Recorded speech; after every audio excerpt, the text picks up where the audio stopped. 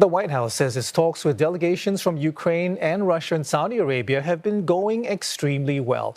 Washington adds all parties have been working day and night to agree to a truce.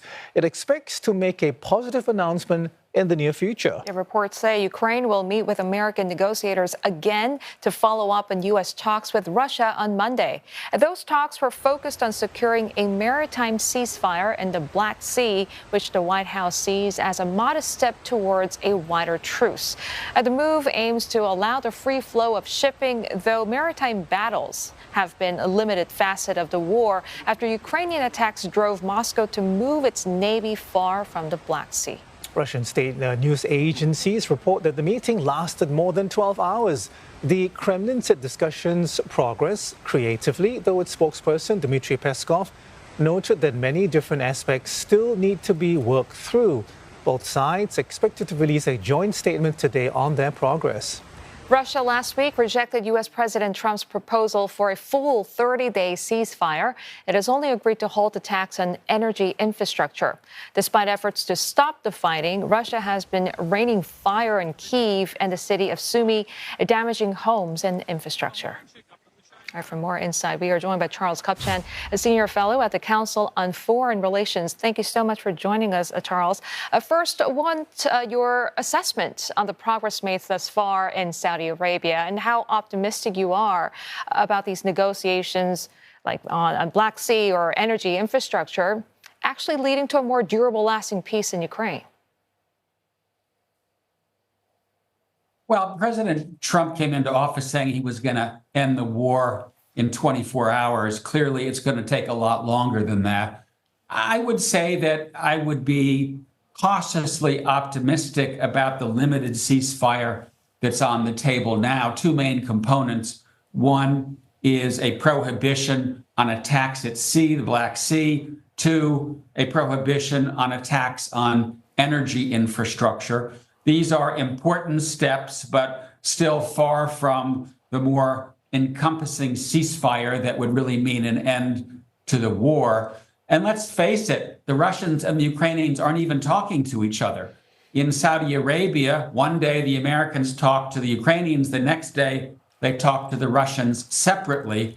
So, it's better than nothing, but we are still far from a deal that will end this war.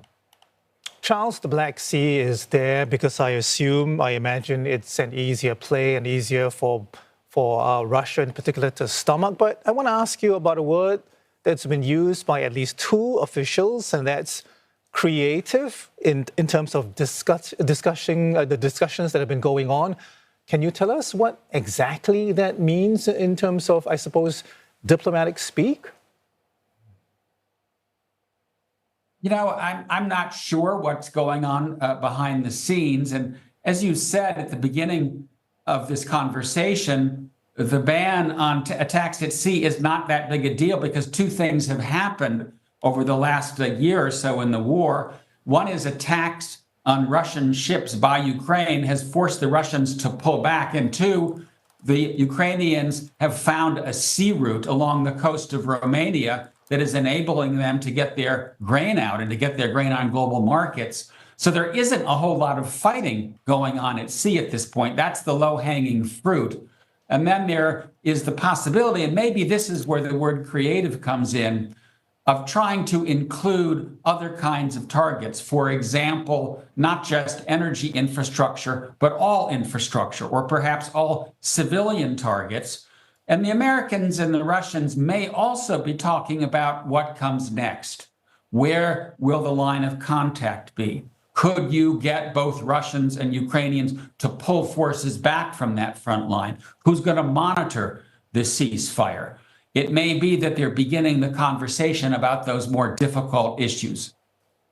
Charles, I want to ask you about the red lines for both Ukraine and Russia now. They, at this point, seem totally incompatible. I mean, for example, Moscow's insistence that Ukraine stop all military activities in Kyiv, saying at the same time it will not reduce the size of its army. Do you see any way forward?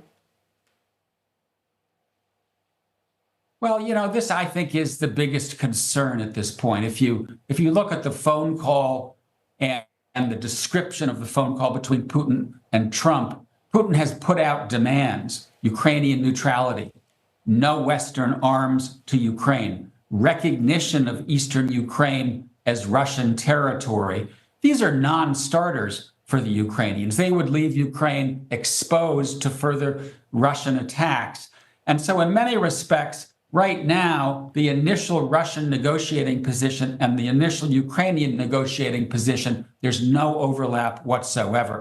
I think the key question is, if you get this interim ceasefire at sea and on the energy infrastructure, does that buy time for cooler heads to prevail and for both sides to make compromises? After all, it is concessions by both sides that usually bring parties to agreement. At this point, I think it's simply too soon to tell, but I am concerned about the very, very ambitious, far-reaching demands that Putin is still making. And Charles, you earlier pointed the fact that the two sides are not talking to each other. I want to get your thoughts on this particular style of diplomacy where you have the Americans shuttling back and forth between the Ukrainians and Russians. I mean, is this the so-called shuttle diplomacy proving effective? I mean, how do you weigh the risk and benefits here? You know, we've seen this before. In the negotiations over Iran's nuclear program over the last few years, the U.S. was talking through different conduits to the Iranians. There were no direct conversations. So this is not unusual, and it can be a way of kind of breaking the ice. It's also the case that Russians and Ukrainians do talk to each other directly. There are behind-the-scenes contacts. That's in some ways how we've seen agreement on prisoner exchanges. So as a starting point, this can be effective. But the bottom line is that at some point soon, we really do need to have Russian officials and Ukrainian officials, high level, speaking to each other, meeting face to face, if we're really going to see progress. Charles, I want to press you a bit more on this particular point. Steve Witkoff, Trump's point man on Ukraine, also the Middle East, as we know. But if I'm reading it right, he has one mission and one mission only, and that's to stop the fighting while ignoring, or maybe he's a bit ignorant of each region's history and also the political dynamics there. I mean, you know, his comments on occupied Ukrainian territory is an example. I mean, how damaging could this be for negotiations, not just in the short term, but also longer term for Europe and elsewhere? You know, some of the things the Trump people are saying are not helpful. They're giving away the store before the negotiations have begun.